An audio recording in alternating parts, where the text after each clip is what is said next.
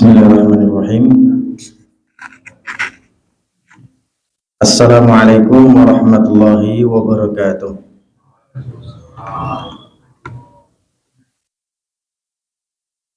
Alhamdulillah, wassalatu wassalamu ala rasulillah wa ala alihi wa ashabihi wa mawalah.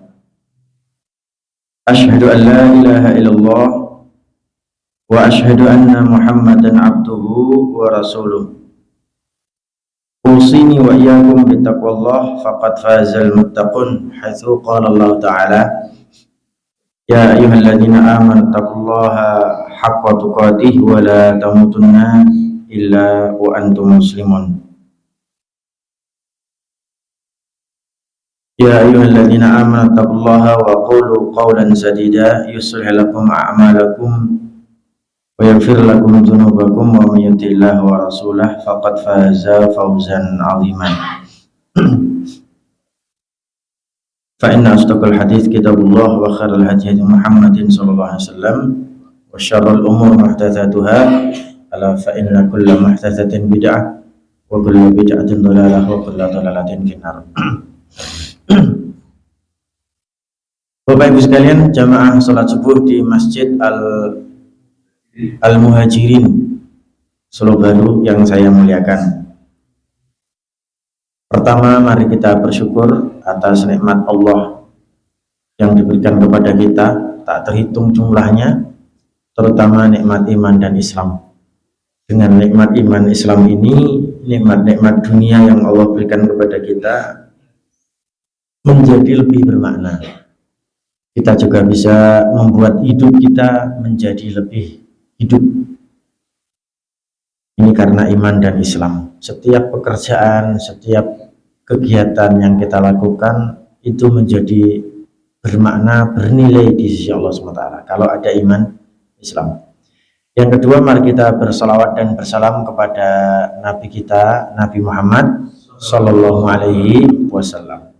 Kita berharap agar Rasul kita, Nabi Muhammad ini akan memberikan syafaat kepada kita di hari kiamat kelak. Amin ya rabbal alamin. Bapak Ibu sekalian, saya pagi hari ini akan menyampaikan tentang kafirnya Yahudi Nasrani. Utamanya ketika ini kenapa sih kok perang Palestina gitu. Perang Palestina ini enggak rampung-rampung. 2 tahun lalu ada perang di sana. 2 tahun lalu lagi sebelumnya ada perang lagi. Jadi terus begitu, tidak pernah berhenti. Ini ada apa gitu? Perangnya dimulai sejak tahun 1911 sebenarnya, awal mulai itu. Gitu. Tapi kenapa sampai orang-orang Yahudi Zionis itu pada tahun 1911 itu minta kepada Khalifah Turki Utsmani yang terakhir untuk memberikan Palestina kepada mereka? Ini ada ceritanya. Pak ngapunten, kalau ini dimatikan boleh? Ini aja.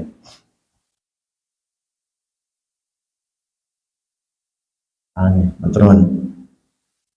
Oh, ini juga nih. Gak apa-apa nih.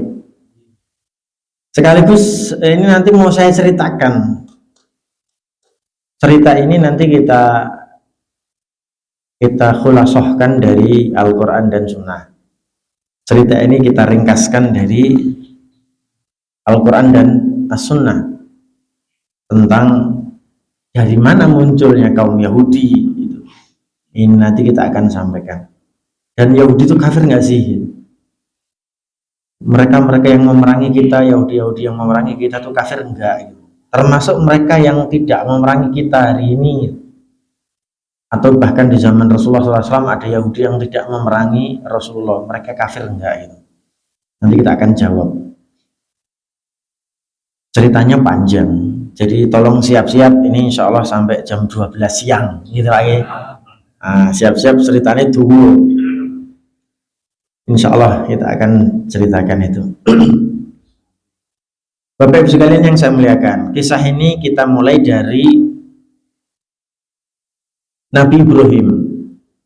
Nabi Ibrahim ini Abul Anbiya, bapaknya para nabi. Semua para nabi setelah Nabi Ibrahim itu urutannya dari Nabi Ibrahim kabeh hatta Nabi Muhammad SAW. Yo kabeh dari Adam juga sih, betul. Semua dari Adam alaihissalam. Nabi Ibrahim ini diutus oleh Allah ke negeri Babilonia. Babilonia itu negeri Irak. Hari ini namanya Irak. Saat itu Nabi Ibrahim istrinya adalah Siti Sarah. Sampai lama beliau dan Siti Sarah ini belum dikaruniai anak, belum. Ya terlebih lagi memang dakwah Nabi Ibrahim di negeri Babilonia atau di negeri Irak ini dakwah yang berat, di mana raja yang dihadapinya itu raja yang sangat bengis, Raja Namrud, yang pada akhirnya membakar Nabi Ibrahim. Tapi qadarullah, itu mukjizat dari Allah bahwa Ibrahim tidak terbakar. Akhirnya Ibrahim diminta sama Allah untuk hijrah dari Irak ke mana ya? Dari Irak ke Mesir. Dari Irak ke Mesir jauh sekali nih, melewati banyak negara. Lah yang apa namanya? Yang hijrah itu 3 orang. 1 Nabi Ibrahim, 2 Siti Sarah, 3 ponaannya yang masuk Islam. Ponaannya yang bernama Nabi Lut. Nabi Lut ini anak dari pamannya, anak dari paman Ibrahim. Jadi Ibrahim punya bapak namanya Azar, Azar punya saudara, saudara ini punya anak namanya Lut. Lut belum diangkat jadi nabi. Dalam pertengahan perjalanan menuju ke Mesir, Nabi Ibrahim dipanggil, Lut, aku utus ke negeri Sadum. Lut, aku utus ke negeri Sadum, negeri yang kriminalitasnya mengerikan. Cah lanang seneng cah lanang, cah wedok seneng cah wedok. Wah, sebelum itu memang perzinahan sudah merajalela. Mereka bosan dengan zina, mereka bosan dengan mencuri, mereka bosan dengan merampok. Sampai kemudian kita bosan nih, mau apa lagi gitu. Iblis ngutus salah satu tentaranya mendo-mendo jadi laki-laki tapi gemulai gitu loh, laki-laki tapi bersih, indah gitu, dilihat oleh laki-laki yang ada di sana. Akhirnya jadilah seperti itu. Itu riwayat. Ini riwayat, saya nggak ngada-ngada. Ini riwayat di mana kemudian perbuatan sodomi atau perbuatan kaum Nabi Lut di negeri Sadum, makanya kemudian disebut dengan sodomi. Sadum dari kalimat Sadum, dari kata Sadum itu ada. Nah, Nabi Lut diutus ke negeri tersebut gitu. Sampai kemudian Nabi Lut berdakwah di sana lama sekali, tapi kemudian tidak menghasilkan apapun. Ya sudahlah, diazab sama Allah. Kamu wahai Lut dan keluargamu pergi sebelum subuh dari negeri itu untuk hijrah, dan jangan pernah melihat ke belakang, jangan menolehkan kepala ke belakang.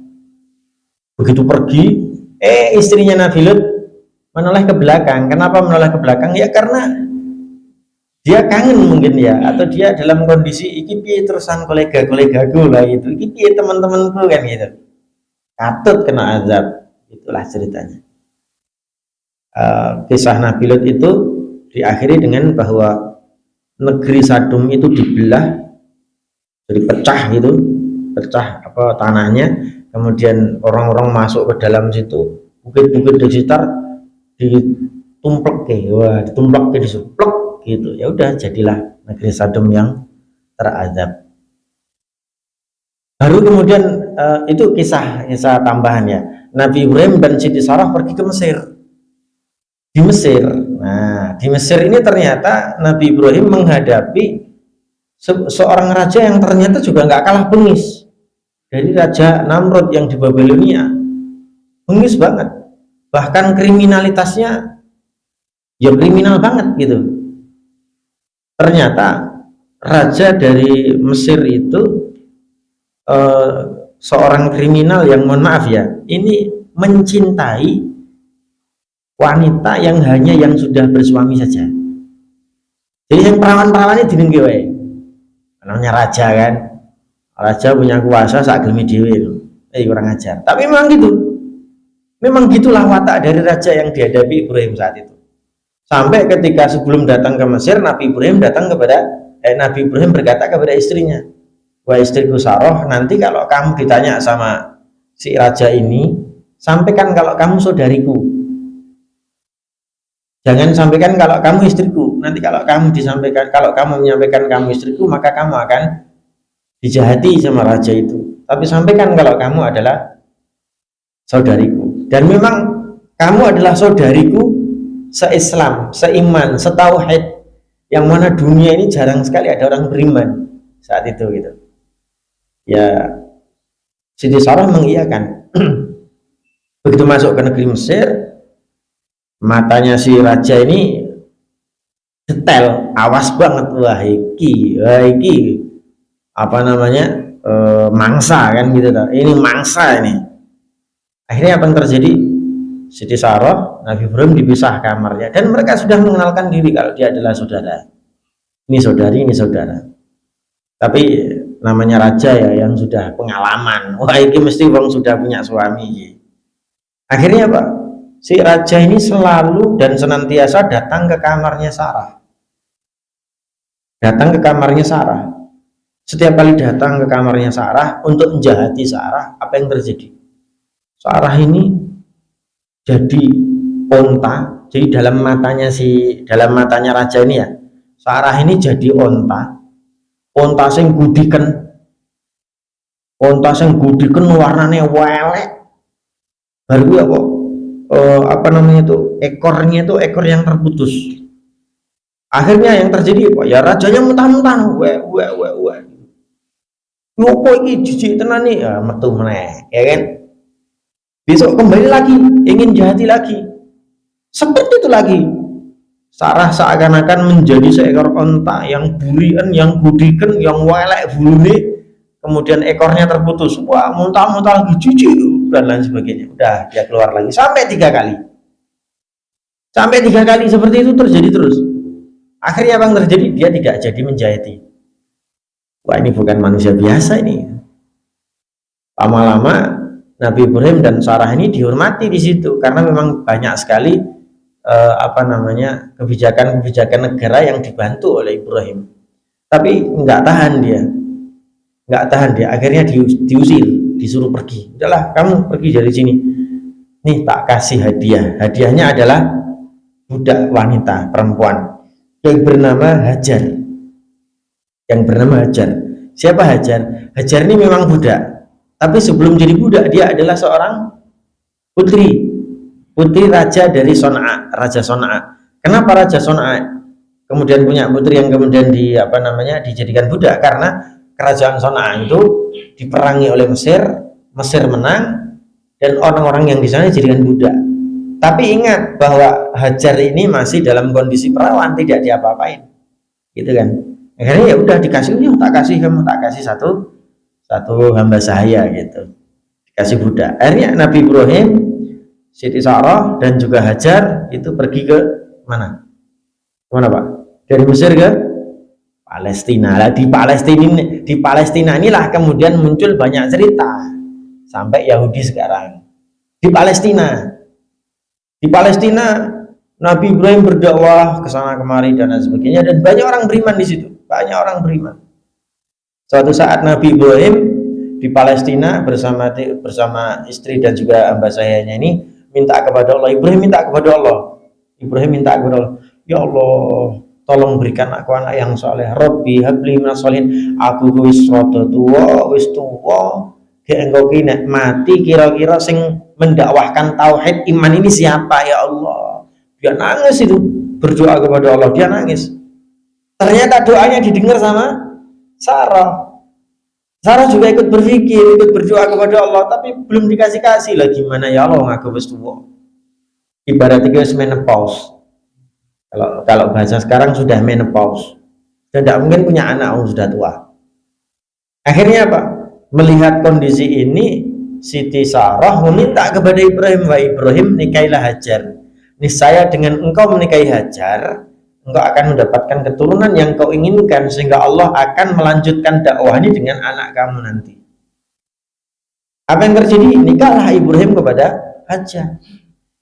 Setelah dinikahi, apa? Cemburu. Siapa yang cemburu? Sarah. Berarti memang kecemburuan ini fitrah ya untuk perempuan. Padahal dia yang minta loh. Padahal Sarah yang minta sendiri agar Ibrahim menikahi Hajar, tapi tetap cemburu. Tetap cemburu sampai kemudian ketika Hajar itu hamil, semakin hari semakin besar, semakin hari semakin akan melahirkan. Siti Sarah tambah cemburu. Terlebih lagi ketika Siti Sarah berhasil melahirkan seorang putra yang kemudian diberi nama Ismail, tambah cemburu. Dia berdoa kepada Allah, ya Allah, ini bisa diperbaiki mic-nya.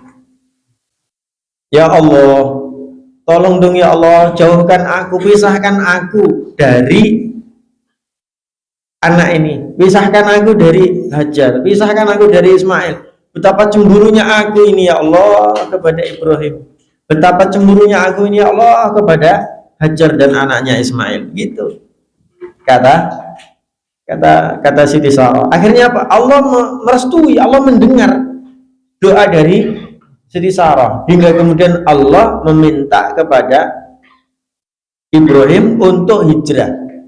Hijrah kemana?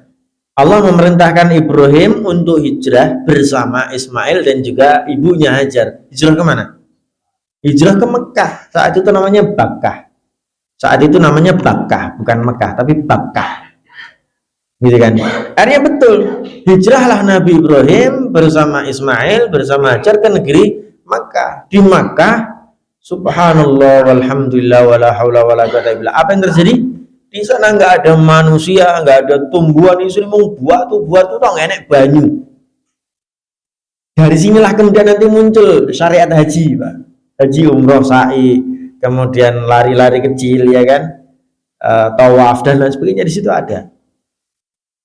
Pada saat Nabi Ibrahim itu menghijrahkan Ismail dan Hajar di situ, kemudian di situ ada sebuah rumah yang diperbaiki, hingga suatu hari nanti di situ ternyata ada sebuah Ka'bah yang mana Nabi Ibrahim dan Ismail nanti membangun Ka'bah bersama nanti.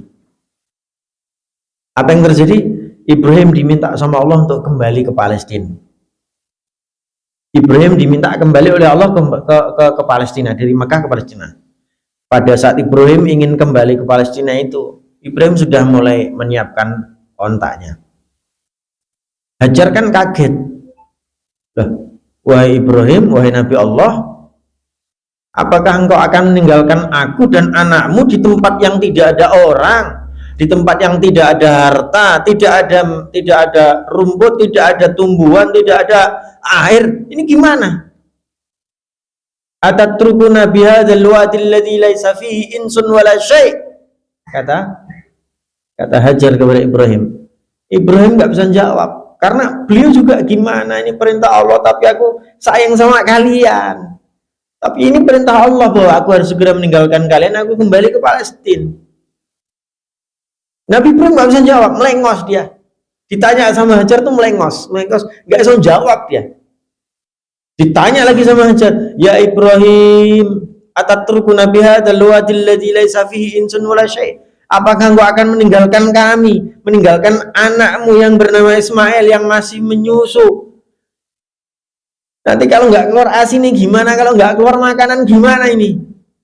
Kamu akan meninggalkan kami di tempat yang tidak ada satupun makanan, nggak ada orang, nggak ada air di sini. Nabi Ibrahim melengos, nggak bisa jawab. Subhanallah. Sampai pada akhirnya Siti Hajar berkata kepada Ibrahim terakhir kali dengan menggunakan kalimat yang dia rubah kalimatnya agar tidak terlalu membebani sosok suaminya Ibrahim. Jadi dia berkata dengan kalimat yang tidak terlalu membebani Ibrahim. Kemudian dia bertanya kepada Ibrahim, ya Ibrahim, Allahul ladzi amuruka bihada. Apakah Allah yang menyuruhmu untuk melakukan ini? Ibrahim tersenyum. Dia tidak melengos lagi. dia ambil mukanya itu, dia ambil berhadapan dengan mukanya Siti Hajar, dia berhadapan, dia berkata, bala, oh iya, ini loh yang merintahkan ini adalah Allah, bukan aku sendiri. Kemudian apa kata Hajar? Idzan Allahu lan yudayyi'ana. Allah nggak akan pernah menyanyiakan kami. Karena kami iman, karena kami Islam, karena kami tunduk patuh kepada Allah, Allah nggak akan pernah menyanyiakan kami. Itu kata Hajar. Kalau gitu udah, monggo silahkan. Anda mau ke Palestina, mau diminta Allah kemana, silahkan. Anda boleh tinggalkan kami, karena ini adalah perintah Allah. Aku yakin Allah tidak akan pernah menyanyiakan orang yang mentaatinya. Itu kata Hajar. Masya Allah. Akhirnya Ibrahim tersenyum dengan luas. Akhirnya Siti Hajar menyiapkan pakaian-pakaiannya, Siti Hajar menyiapkan kendaraannya, mengantarkan Ibrahim sampai kemudian Ibrahim menjauh di sana. Hajar kemudian mendatangi anaknya dalam kondisi menangis. Hajar lari-lari ke bukit Safa Marwah sampai itu juga nih Pak.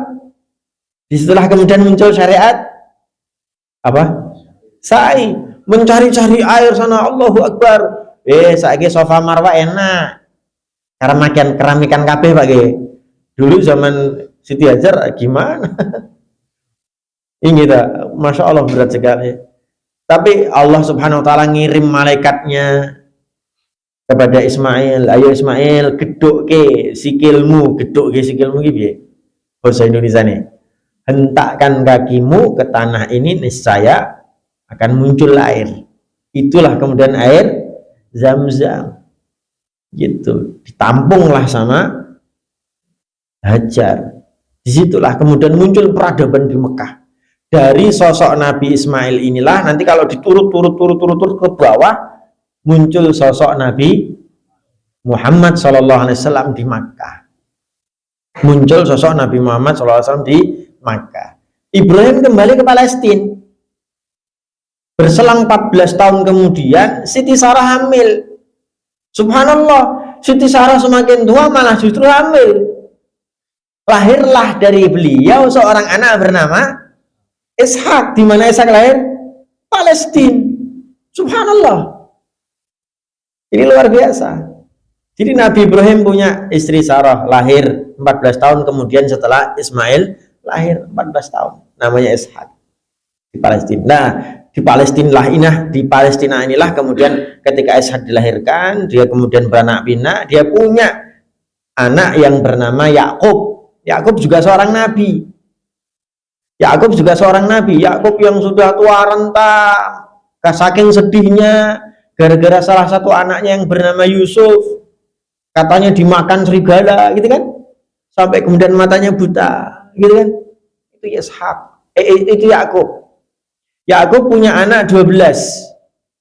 Ada Lu'ay, ada Yehuda, ya toh?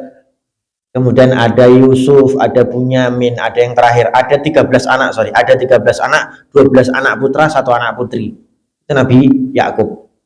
Bapak Ibu sekalian, Nabi Yakub inilah yang oleh Allah disebut dengan nama Israel. Itu Pak. Nama lain dari Yakub siapa? Israel. Jadi kalau nanti Allah menggunakan kalimat ya Bani Israel, ya Bani Israel, ayatnya banyak sekali, ya Bani Israel, gitu kan? Itu artinya wahai anak-anak Yakub. Israel itu nama lain dari Yakub. Berbeda dengan Israel negara hari ini, negara yang dipaksakan berdiri di atas tanah Palestina. Itu beda. Israel hari ini dengan Israel Nabi Yakub itu beda, ya. Israel adalah dalam Al-Quran adalah nama lain dari Yakub. Nabi Yakub ini punya anak 13, 12 putra, 1 putri. Anak yang ke-13, anak yang terakhir namanya Yusuf. Anak yang terakhir namanya Bunyamin. Sebelum Bunyamin namanya Yusuf. Yusuf inilah yang kemudian dibuang oleh kakak-kakaknya. Kakak-kakaknya inilah yang mengomandani untuk membuang Yusuf, itu namanya Yehuda tadi. Namanya Yehuda. Yehuda ini paling pinter, paling vokal di antara seluruh saudara-saudaranya. Yehuda inilah dari Yehuda inilah muncul anak-anak Yehuda yang kemudian disebut dengan kaum Yahudi. Yehuda, Yahudi sama kan?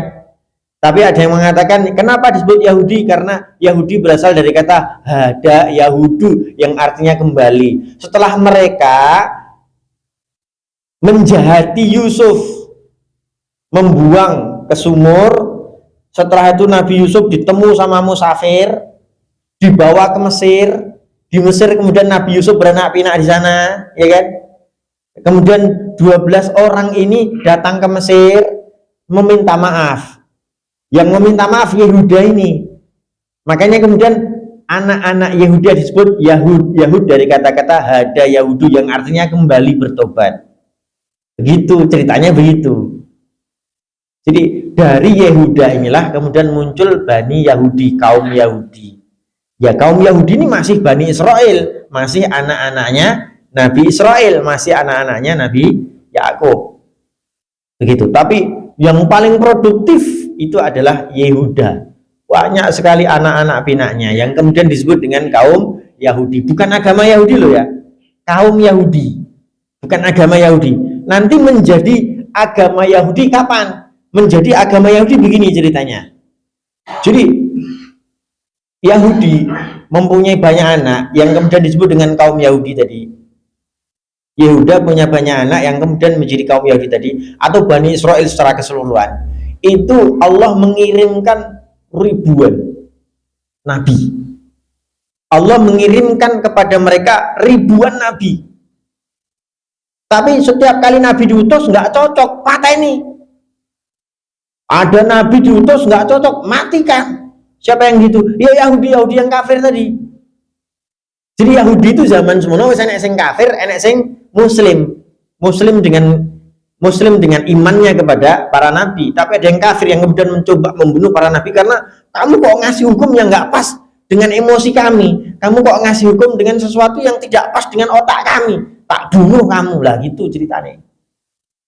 Maka kemudian Allah katakan Bani Israel, kalangan Yahudi, Bani Israel yang kalangan Yahudi yang kafir tadi, setiap kali ada nabi yang tidak cocok dengan mereka dibunuh, ya kan? Mereka membunuh para nabi itu. Allah mengatakan bahwa mereka adalah pembunuh para nabi. Wa yaqtulunal anbiya'a bighairi haq. Mereka suka sekali melakukan pembunuhan kepada para nabi yang tidak punya alasan hak sedikit pun. Tidak ada alasan yang hak untuk membunuh para nabi itu. Mereka nggak punya itu. Itu Yahudi.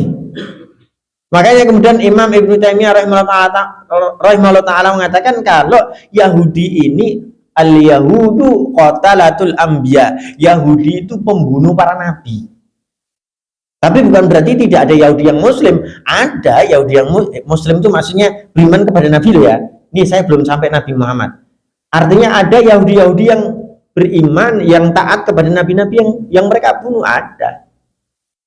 Kayak umat Nabi Muhammad kan ada yang muslim, ada yang kafir gitu kan, mesti ya ada. Umat Nabi zaman dulu ada yang kafir, ada umatnya ada yang kafir, ada yang muslim, mesti ada. Gitu. Nah, kenapa kemudian menjadi agama Yahudi? Kenapa kemudian menjadi agama Nasrani? Suatu hari Allah mengirimkan seorang nabi kepada mereka yang bukan dari kalangan lurus mereka, maksudnya sejarah yang lurus langsung dari Yehuda, enggak gitu loh, tapi masih Bani Israel. Dikirimkanlah seorang nabi yang bernama Isa. Isa itu masih Bani Israel, masih, tapi bukan dari kalangan lurusnya Yehuda tadi loh, bukan dari keturunan Yehuda, bukan. Kok terlebih lagi Nabi Isa ini lahir dari seorang ibu yang bapaknya nggak ada. Waduh, ini kami itu punya nabi silsilahnya jelas kabeh lah, kowe iki bapakmu sopo? Ah ngono ceritanya iki. Yahudi ngelelek Nabi Isa. Yahudi ngelelek Nabi Isa. Akhirnya Nabi Isa yang punya pengikut yang namanya Hawariyun, yang punya pengikut setia, ya dari kalangan Bani Israel juga. Nabi Isa yang punya pengikut dari kalangannya, dari yang lahir dari kalangan pengikut Nabi Isa itu rata-rata dari kota Nazaret, dari daerah Nazaret, ya kan, di Palestina sana. Apa yang terjadi?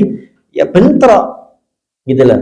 Bentrok antara sing nyelelek Nabi Isa karena sing membela Nabi Isa. Gitu. Nabi Isa itu sebenarnya menurut Allah Subhanahu Wa Taala, menurut ajaran Islam, menurut Nabi Muhammad, ya jelas tidak seperti Yahudi yang mengatakan nggak jelas. Jelas, Islam mengatakan Nabi Isa jelas. Nabi Isa itu keturunan dari Maryam. Siapa itu Maryam? Maryam keturunan Imran. Imran keturunan siapa? Zakaria. Nabi Zakaria. Nabi Zakaria keturunan siapa? Keturunan Yahya. Yahya itu keturunan siapa? Kalau diurut-urut ya sampai Nabi Ishak. Gitu loh. Sampai Nabi Ishak juga gitu.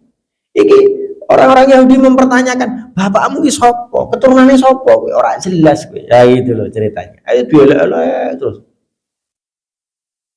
Apa yang terjadi kemudian? Nabi Isa diangkat oleh Allah. Inni mutawaffika wa rafi'uka. Aku mentidurkanmu wahai Nabi Isa dan aku angkat kamu ke langit. Hanya satu nabi, hanya satu manusia yang bisa diangkat oleh Allah dalam kondisi ruh dan jasad sampai Sidratul Muntaha. Siapa itu? Nabi Muhammad. Nabi Isa itu diangkat oleh Allah dalam kondisi ditidurkan. Diangkat ke langit dalam kondisi ditidurkan dan kemudian nanti akan dikembalikan kelak membantu Imam Mahdi untuk menegakkan syariat Nabi Muhammad SAW. Itu Nabi Isa nanti akan dikembalikan oleh Allah ke dunia. Itu ceritanya Pak. Jadi kita jadi sudah tahu kenapa muncul fenomena kaum Yahudi jadi agama. Kita juga menjadi tahu kenapa muncul fenomena kaum Nasrani, pembelanya para Nabi Isa, itu menjadi agama Nasrani gitu. Ya karena padu. 500 tahun berikutnya, Allahu Akbar. 500 tahun berikutnya Pak, Allah menetapkan bahwa Nabi terakhir muncul di mana? Muncul di mana? Di Arab. Tadi kan di Palestina ceritanya tuh. Yahudi Nasrani di Palestina tuh. Allah tetapkan di dalam Injil, di dalam Taurat, di dalam Zabur akan muncul seorang nabi akhir zaman yang munculnya di Arab sana, namanya Ahmad. Namanya Ahmad. Ada tanda lahirnya di punggungnya begini. Ada tanda-tanda saat beliau lahir kondisi alam seperti ini. Gitu. Jadi di dalam Injil, Taurat, Zabur itu jelas sekali, gamblang sekali sosok Nabi Muhammad yang akan lahir itu kondisinya seperti apa. 500 tahun berikutnya lahir Nabi Muhammad di Arab. Tapi ingat, kelahiran Nabi Muhammad ini sudah dijelaskan oleh kitab-kitab mereka dahulu. Bahkan Allah tegaskan di dalam surat Al-Baqarah ayat 146. Alladzina atainahumul kitaba ya'rifunahu kama ya'rifuna abna'ahum. Itu alladzina atainahumul kitaba ya'rifunahu kama ya'rifuna abna'ahum, yang kami berikan kitab zaman dahulu.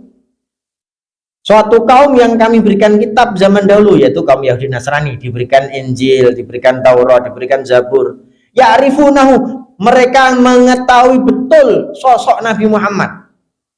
Ya'rifunahu, mengetahui betul sosok Nabi Muhammad. Kama ya'rifuna abna'ahum, bahkan pengetahuan mereka itu kepada anaknya kalah.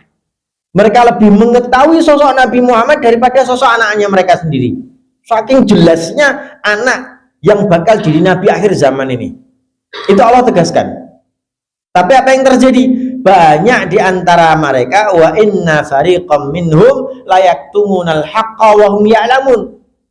Al-Baqarah 146. Wa inna fariqam minhum la yaktumunal haqqa wa hum ya'lamun. Tetapi mohon maaf, mereka yang tahu bahwasanya anak yang bakal dilahirkan ini bakal jadi nabi di akhir zaman, mereka tutup-tutupi itu. Padahal ketika mereka menutupi itu, mereka sangat tahu bahwasanya ini benar, bahwa ini sebuah kebenaran. Akhirnya apa yang terjadi? Ya banyak kaum Yahudi Nasrani yang ketika Nabi Muhammad lahir ngelek-elek, oh dasar kamu nabi keturunan Buddha, gitu kan. Lu kan keturunan Buddha karena sosok Nabi Ismail yang kemudian lahir dari Siti Hajar kan gitu. Oh, dasar kamu keturunan Buddha dan lain sebagainya gitu loh. Mereka nyelak-elak Nabi Muhammad. Akhirnya muncul fenomena gitu loh. Agama Yahudi, agama Nasrani nyelak-elak agama Islam. Bapak Ibu sekalian, sekarang saya masuk ke Nabi Muhammad. Ketika Nabi Muhammad lahir, ketika Nabi Muhammad SAW lahir, dan kemudian seluruh bukti-buktinya sudah dibenarkan oleh Injil, Taurat, Zabur, maka Nabi SAW berkata, "Walladzi nafsu Muhammadin biyadih la yu'minu la yasma'u bi yahudiyyun wala nasraniyun illa wa huwa la yu'minu bi illa wa huwa min ashabin nar." Tidak, demi Allah kata Nabi SAW, ketika aku diutus, kemudian ada Yahudi, ada Nasrani yang mendengar aku diutus, kok dia tidak beriman dengan apa yang diutuskan kepadaku, kok dia tidak beriman dengan Al-Quran, dia tidak beriman dengan sunnah-sunnahku, maka ketahuilah Yahudi, Nasrani itu min ashabin nar, mereka kafir, termasuk dari golongan neraka, termasuk golongan neraka. Jadi ketika Nabi SAW diutus, kok kemudian saat itu Yahudi, Nasrani tidak beriman kepada Nabi Muhammad SAW, maka ketahuilah orang-orang Yahudi Nasrani tersebut kafir kepada Nabi Muhammad, dan mereka yang tidak beriman kepada Nabi Muhammad termasuk golongan neraka, min ahlinar, kata Nabi Muhammad SAW. Ya karena Nabi sudah tahu betul bahwasanya Yahudi Nasrani itu kalau mereka beriman kepada kitabnya, mereka pasti beriman kepada Nabi Muhammad. Contoh Pak, bukti bahwa banyak Yahudi Nasrani yang memang ketika Nabi Muhammad diutus itu mereka langsung beriman kepada Nabi Muhammad. Contoh ya, Nabi Muhammad itu belum jadi nabi, umur 6 tahun diajak pamannya berdagang ke negeri Syam. Pamannya bernama Abu Thalib, entah ke Syam entah ke Yaman. Diajak berdagang. Apa yang terjadi? Di tengah perjalanan Abu Thalib dan Nabi Muhammad kecil saat itu dicegat oleh seorang pendeta Yahudi bernama Buhairah. Pernah dengar ya ceritanya? Dicegat oleh seorang pendeta Yahudi yang bernama Buhairah, rahib Yahudi yang bernama Buhairah. Kemudian ketika melihat sosok Nabi Muhammad, dia melihat, dia teringat dengan firman-firman yang ada di dalam Taurat, Injil, Zabur itu. Ini sosok Nabi Muhammad ini. Ini punya banyak tanda. Siapa nama kamu? Dari mana kamu berasal? Begitu. Saya dari Arab, ini dari Mekah, gitu kan. Cerita-cerita gitu. Terus Nabi si Buhairah ini kemudian ngomong kepada pamannya bernama Abu Thalib, kamu jangan ke sana. Nanti kalau kamu ke sana, anak ini diincar. Anak ini diincar dan bakal dimatikan. Bakal dibunuh. Jangan kamu pergi ke sana. Loh, kenapa? Seandainya aku masih hidup, saat anak ini diangkat menjadi nabi nanti, maka aku pasti akan menjadi orang pertama yang beriman kepadanya, kata Buhairah. Gitu ceritanya. Berarti ini seorang pendeta Yahudi yang betul-betul mengimani Taurat Injilnya, Taurat Zaburnya, ya kan? Untuk kemudian melihat sosok Nabi Muhammad sebagai sosok yang sudah jelas banget tanda-tandanya. Kalau saya masih hidup saat dia diutus, aku akan beriman kepadanya. Dalam riwayat, Buhairah meninggal setelah itu sebelum Nabi Muhammad diutus. Gitu. Maka orang-orang seperti ini adalah ahlul kitab yang layak mendapatkan surga. Orang-orang yang mati seperti Buhairah sebelumnya itu mesti mati dalam kondisi masuk surga. Innalladzina amanu walladzina hadu wasabiina man amana billahi wal yaumil akhir fala khaufun alaihim walam yahzanun wa amila sholihah fala khaufun alaihim walam yahzanun. Orang-orang yang beriman, orang-orang Yahudi, orang-orang Nasrani, orang-orang Sabiin yang dulunya mereka beriman kepada kitab-kitab mereka, kemudian mereka beriman kepada hari akhir, kemudian mereka beramal soleh pada masa mereka, maka ketahuilah mereka bakalan mendapatkan surga. Di akhirat kelak mereka tidak akan mendapatkan rasa takut. Ini contohnya.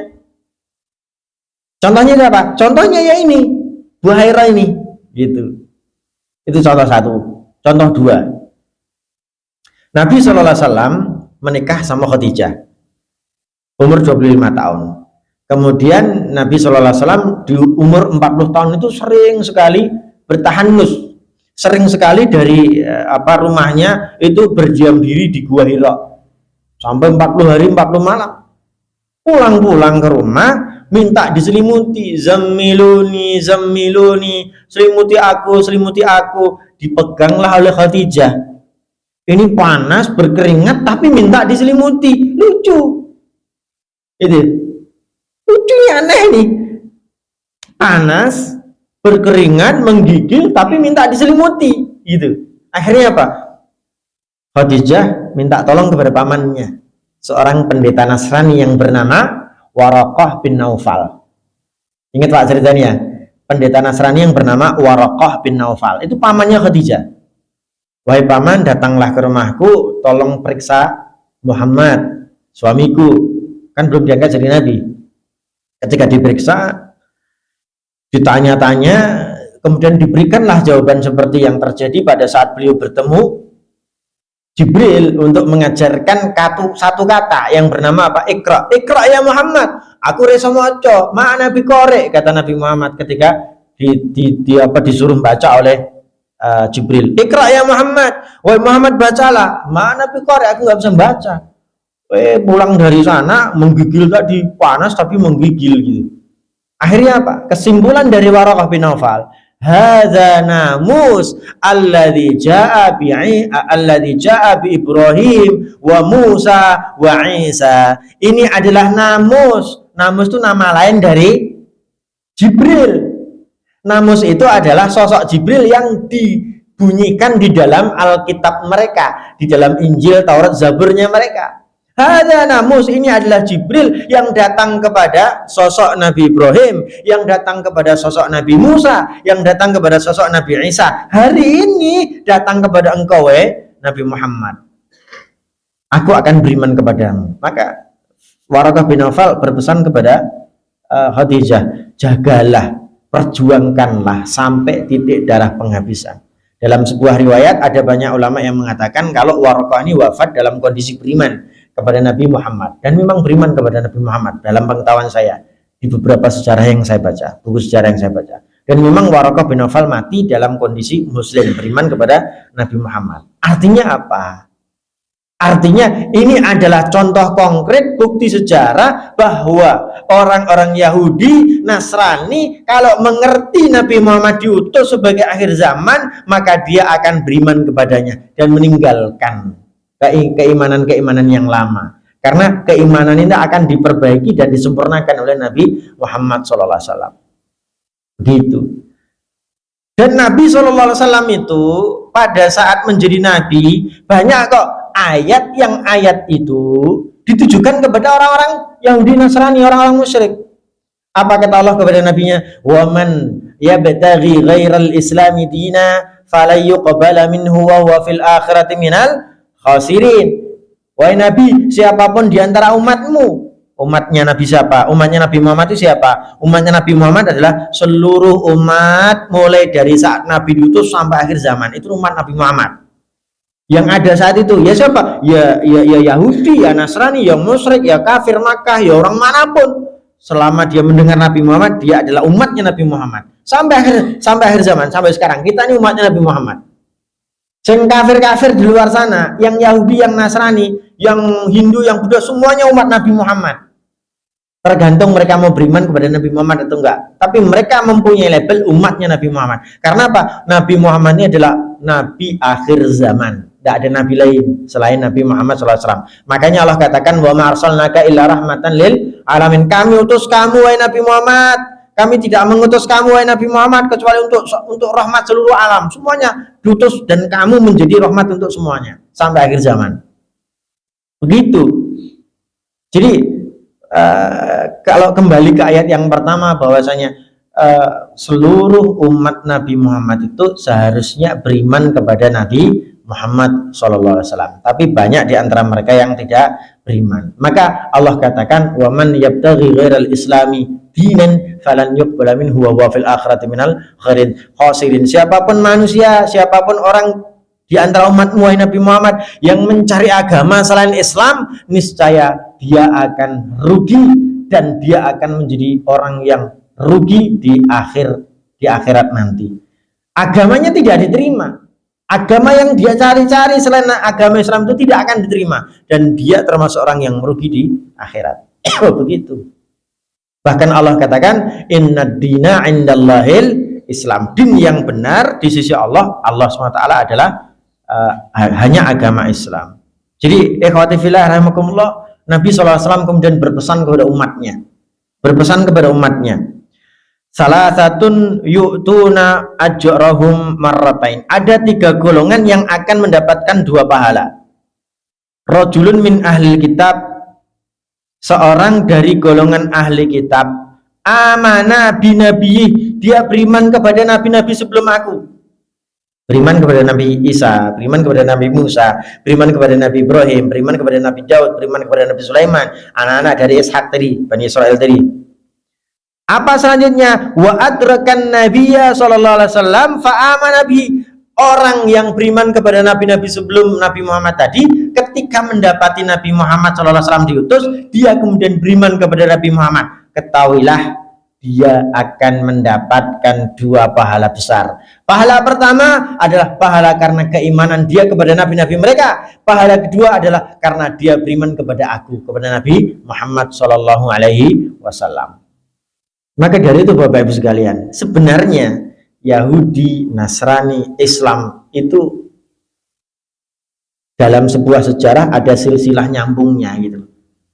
Cuman mohon maaf, saya tidak ingin mengatakan Yahudi sebagai sebuah entitas agama atau Nasrani dalam sebuah entitas agama. Tapi yang mau saya maksud adalah agama Yahudi, Nasrani dalam sebuah komunitas, suatu kaum gitu. Kalau agama oleh Allah SWT telah ditetapkan agama yang benar hanyalah Islam. Siapapun mencari agama selain Islam maka dia rugi dan tidak akan diterima oleh Allah SWT. Itu sebenarnya agama cuma satu, Islam. Kata Islam ini di saat Nabi Muhammad SAW dilahirkan atau diutus, sebelum Islam ini ada namanya, agama-agama seluruh Nabi Muhammad itu adalah tauhid. Mulai dari Adam sampai Nabi Isa, agamanya adalah tauhid, mengesahkan Allah. Sedangkan mohon maaf, Yahudi itu berkata Uzair, anak Tuhan. Nasrani yang kemudian menjadi entitas agama tersendiri fenomenanya, itu berkata kalau Isa anak Tuhan. Nah gitu loh. Itu menjadikan mereka kafir. Itu. Nah, pertanyaannya Ustadz, apakah kemudian Yahudi yang memerangi kita seperti yang ada di Palestina, Yahudi yang memerangi Nabi SAW yang ada di Khaybar, atau Yahudi Madinah yang memerangi Nabi SAW, kafir enggak? Ya jelas kafir. Mereka tidak beriman kepada Nabi Muhammad dan mereka memerangi Nabi Muhammad. Lah Ustadz, sekarang kalau sekiranya ada orang Yahudi atau Nasrani yang tidak beriman kepada Nabi Muhammad dan dia berbuat baik, dia nggak beriman kepada Nabi Muhammad tapi dia berbuat baik, dia mengamalkan Injil mereka, mengamalkan Taurat mereka, mengamalkan Zabur mereka, gitu kan? Pertanyaannya, mereka kafir enggak? Saya katakan kafir. Walaupun mereka berbuat baik kepada kita, kafir. Karena apa? Seandainya mereka mengamalkan kitab-kitab mereka, mereka akan beriman kepada sosok Nabi Muhammad yang sudah sangat jelas penuturannya, jelas sekali tanda-tandanya di dalam kitab-kitab mereka. Wa idz qala Isa bin Maryam ya bani Israil inni rasulullah ilaikum musaddiqan lima baina yadayya wa mubasysyiran bi rasulin ya'ti min ba'di ismuhu Ahmad. Falamma ja'ahum bil bayyinati qalu hadza sihrun mubin. Ingatlah perkataan Nabi Isa di dalam kitab-kitab mereka. Ingatlah perkataan Nabi Isa saat Nabi Isa berkata kepada kaumnya, wahai kaumku, aku adalah rasul untuk kalian, aku bukan Tuhan kalian. Aku rasul untuk kalian. Aku juga membawa kabar akan datangnya Nabi akhir zaman yang bernama Ahmad. Kata Nabi Isa kepada umatnya. Kemudian ketika Ahmad ini datang kepada Anda katakan, aku nggak percaya kepada Anda, dan kamu mengatakan kepadanya, kamu adalah penyihir. Padahal Nabi Muhammad datang dengan data, datang dengan bukti yang sangat hebat dan sangat jelas. Begitu Bapak Ibu sekalian. Jadi Bapak Ibu, saya berwasiat kepada Anda semua, sebagaimana wasiat Allah SWT kepada Rasulnya, sebagaimana wasiat Rasulullah SAW kepada umatnya. Hari ini kita yang mengetahui Al-Quran dan Sunnah, Anda yang tahu Quran dan Sunnah, Anda tidak boleh lepas akidah Anda dari mengatakan bahwa selain Islam kafir. Itu akidah, Pak. Itu masuk di sini nih, bahwa oh iya berarti selain Islam itu kafir. Kata-kata kafir nggak boleh hilang dari dalam diri kita. Oh iya, selain Islam kafir. Karena apa? Kalau itu hilang dari dalam diri Anda, itu bukan cuma bencana buat Anda, tapi bencana buat akidah Anda. Wah, Yahudi yang baik-baik itu nggak kafir kok. Oh, Nasrani yang baik-baik itu nggak kafir kok. Gitu. Nggak boleh, tetap kafir. Dan kafir itu bukan bahasa yang kasar. Kafir itu bahasa yang lembut. Artinya apa? Hatinya sedang tertutup. Maka saat orang kafir itu masih hidup, kita boleh doakan mereka dengan agar mereka mendapatkan hidayah. Kafir dari kata kafaro yang artinya tertutup. Kafir itu artinya orang yang tertutup hatinya dari hidayah Allah. Orang kafir yang masih hidup boleh kita doakan, Pak, semoga dapat hidayah Islam. Tapi kalau sudah mati dalam kondisi kematiannya, kita nggak boleh mendoakan ampunan, walaupun cuma sedikit. Ya Allah, ampuni orang kafir yang udah mati ini, dia adalah pamanku. Nggak boleh. Rasul pernah kok. Rasulullah SAW itu pernah ditegur sama Allah SWT. Saat itu yang mati adalah Abu Thalib. Abu Thalib ini paman yang sangat berjasa dalam kehidupan Nabi SAW. Mati dalam kondisi kafir. Terlebih lagi Abu Thalib ini adalah bapaknya Ali bin Abi Thalib. Ali bin Abi Thalib adalah sahabat Nabi yang sangat luar biasa. Memintakan ampunan kepada Nabi, ya Allah, wahai Nabi SAW, tolong dong mintakan ampunan kepada ayahku. Ya tidak bisa, tetap tidak boleh. Maka apa kata Allah? Makana innabi walladzina amanu an yastaghfiru lil musyrikina walau kanu uli qurba. Tidak boleh bagi seorang nabi atau orang-orang yang beriman kepada Allah SWT dan Rasulnya memintakan ampunan kepada orang musyrik yang sudah mati, walaupun orang musyrik yang sudah mati itu adalah koleganya terdekat, kerabatnya terdekat. Tidak boleh. Gitu. Ini zaman ini adalah zaman pluralisme agama, di mana kita diarahkan untuk mengakui keabsahan agama-agama lain. Agama yang lain dikatakan benar. Anda boleh mengatakan benarnya agama Anda, tapi Anda tidak boleh menyalahkan agama orang lain. Itu hari ini, hari pluralisme agama. Zaman di mana pluralisme agama itu mengerikan sekali. Orang sudah tidak lagi peduli agamanya apa. Kita ngomong dia kafir, dia kafir, dia kafir. Padahal itu kalimat yang benar. Kata Allah, qul ya ayyuhal kafirun la a'budu ma ta'budun wa la antum 'abiduna ma a'bud, kan gitu. Tidak mungkin bisa hilang dari kalimat Allah. Kalimat itu nggak mungkin bisa hilang dari Al-Quran, nggak bisa. Itu maksud saya. Ini zaman yang mengerikan. Maka dari itu kita harus teguh pendirian. Yahudi di Palestina yang hari ini terus menerus memerangi kita. Mereka punya keimanan yang radikal. Mereka punya pemikiran yang sangat radikal. Kenapa sampai memerangi Palestina Muslim? Ini sangat luar biasa. Jadi sebenarnya ya di zaman Rasulullah SAW, Palestina itu aman, nyaman, damai. Rasulullah itu kan pernah ke Palestina, ya toh, dari Mekah ke Palestina, dari Masjidil Haram ke Palestina, namanya Isra, dalam waktu 1 malam. Pada saat di sana, Nabi mengatakan kepada umat yang ada di sana, aku Nabi Allah, aku Muhammad Nabi Allah, Rasulullah. Kemudian Nabi Muhammad SAW dari Baitul Maqdis, dari Masjidil Aqsa itu, di atas sebuah batu Nabi SAW dimi'rotkan, mi'rot, Isra mi'rot, dari bawah sampai Sidratul Muntaha paling ujung sana. Balik lagi dalam waktu 1 malam. Kira-kira Pak, zaman semono nek panjenengan hidup kemudian ditanya percaya sama aku enggak gitu, yang Isra Mi'raj saat itu, kira-kira percaya mboten? Nggak ngerti Pak ya? Saat itu Pak, ada orang-orang Yahudi Nasrani yang hidup di sekitar Baitul Maqdis. Ada yang beriman kepada Nabi ini, ada yang tidak beriman. Kemudian ketika Nabi SAW itu balik ke Mekah, orang-orang Mekah dikasih tahu, aku habis Isra Mi'raj loh. Aku habis Isra 1 malam dari Masjidil Haram ke Masjidil Aqsa, dan aku habis Mi'raj ke Sidratul Muntaha dalam waktu 1 malam.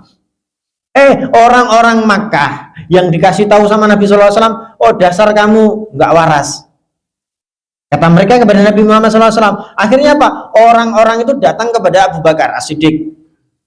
Woi Abu Bakar lu, temenmu itu saiki ngaku-ngaku tambah elek meneh, ngaku nih aneh-aneh, ngaku disrokkan, ngaku dimi'rajkan. Apa kata Abu Bakar As-Siddiq? Selama itu yang mengatakan adalah Muhammad, maka niscaya aku akan langsung percaya apapun kalimatnya, kata Nabi, kata Abu Bakar. Itulah kemudian kenapa Abu Bakar As-Siddiq disebut As-Siddiq. As-Siddiq itu apa? Orang yang senantiasa selalu membenarkan apa kata Allah, apa kata Rasulnya. Gak peduli logis atau gak logis, gak peduli masuk akal atau gak mudeng, yang penting aku percaya ini kata Allah, kata Rasulnya. Ini subhanallah. Itulah kenapa kemudian Abu Bakar disebut dengan As-Siddiq. Saat Isra Mi'raj jarang ada orang mau percaya, Abu Bakar langsung percaya.